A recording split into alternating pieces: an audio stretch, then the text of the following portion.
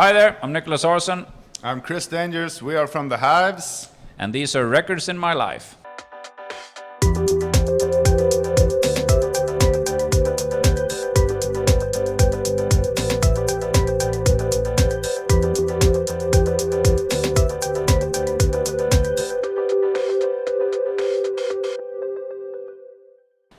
Guys, thanks so much for being on Records in My Life. How are you today? Very good, thanks. Yeah, super. And how is the tour going so far? It's going really well, I must say. Yeah, people are happy to see us wherever we go, kind of. And we're happy to see them and play for them and make memories for them and for ourselves. So it's going very well.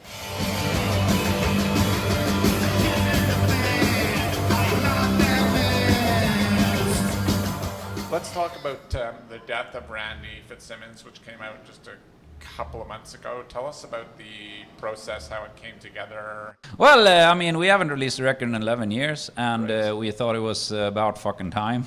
So we sort of, I mean, we had a problem getting in touch with our, there's 5 members of the band, and then there's a 6th one who's the songwriter, I guess, or he's the songwriter, and we had a hard time getting in contact with him, so there were really nothing, you know, there was no action on the Hives front whatsoever. I mean, we were playing shows and stuff, but we weren't recording records.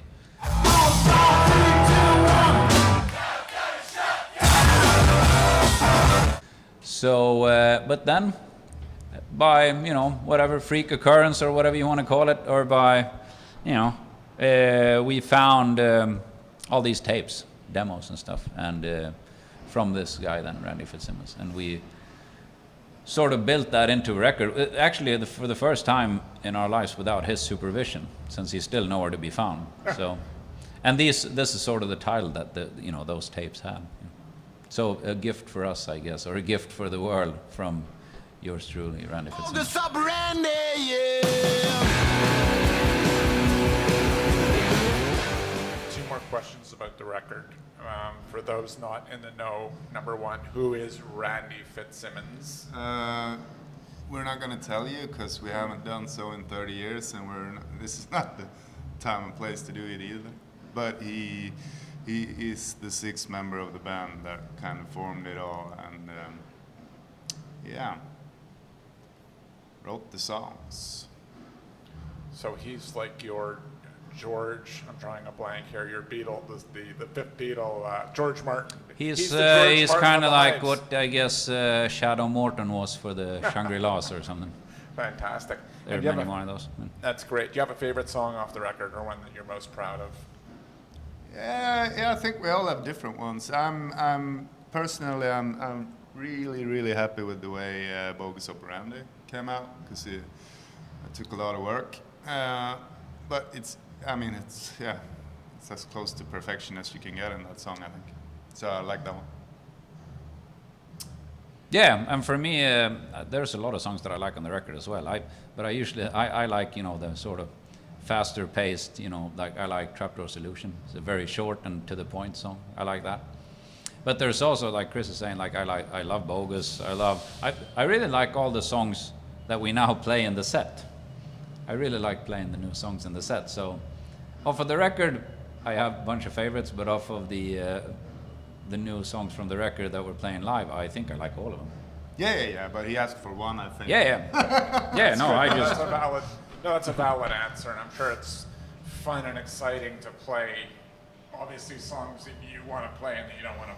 It's a lot of fun getting back on the road, you know, playing, even though we've been playing this whole time without releasing records, but to be able to do it to a crowd where the songs are new both to them and to us, that's been a while, and it's a lot of fun.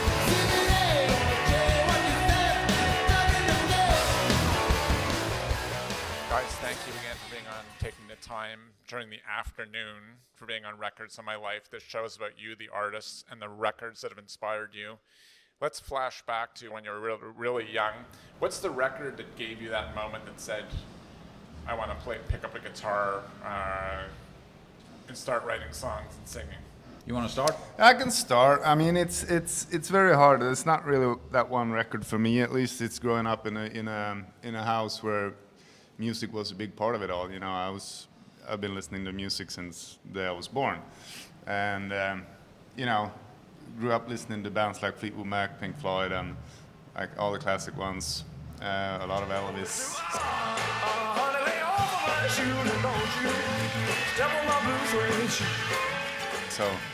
So in my case, it's not like, oh, I heard that record that made me play the drums. Didn't happen that way. No record. When you flash, what's your? I'll rephrase the question. What's your favorite record from that period of your life? Dark Side of the Moon, I think, or Rumours.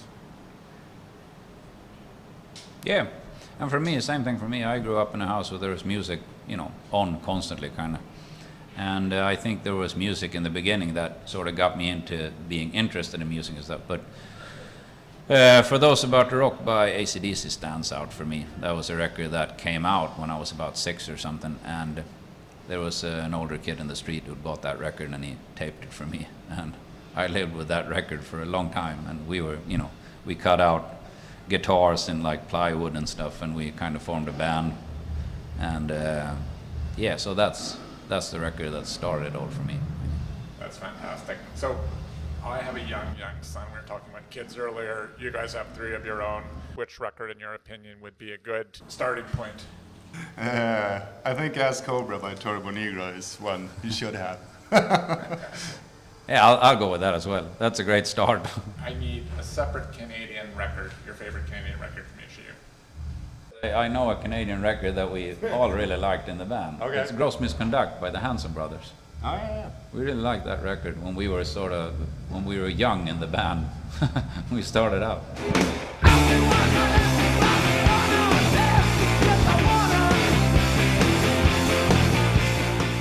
What's your opinion of a flawless record from start to finish, one where you don't press skip or take the needle off? I'm gonna go with Dark Side of the Moon. It's just perfect.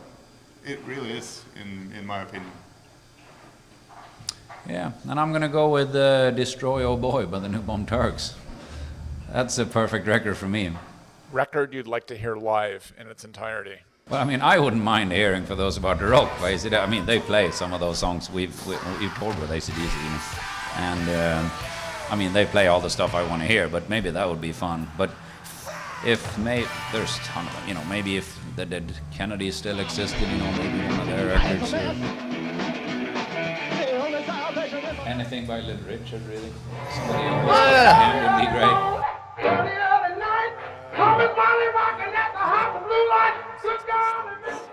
That was the hardest question so far. Yeah.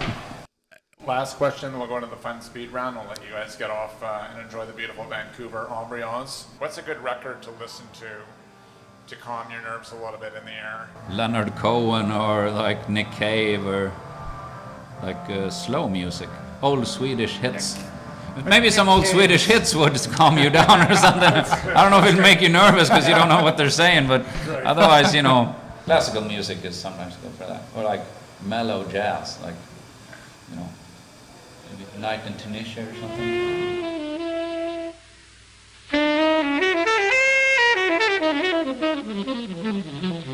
Let's go into the speed round. Weed, water, or wine to listen to your favorite record or to write? Weed, water, or wine? Don't do weed, so water sometimes. Water's water is good, wine's good. Yeah, I'm not a smoker either. No. Coffee with an artist, alive or dead? Hey, I'm gonna go Prince. I want to have a cup of coffee with Prince. That's great. Yeah. I'd go Little Richard. Record of your high school years? Well, for me, it was several. It was, you know, the Destroy a Boy by Newborn Turks, or several of their records. It was Popular Favorites by the Oblivians. NOFX at that time. Big in our hometown area. Yeah, White a lot of Trash, punk. White Trash, 2 Heebs and a Bean? Yeah, for example. Fantastic. Words of wisdom for your fans and our audience. Practice, practice, practice. The show is really nothing without you. So please like or subscribe or check out our Patreon. And this year we've switched it up and you can win a record just for leaving a comment. Thank you again and we love you. Peace.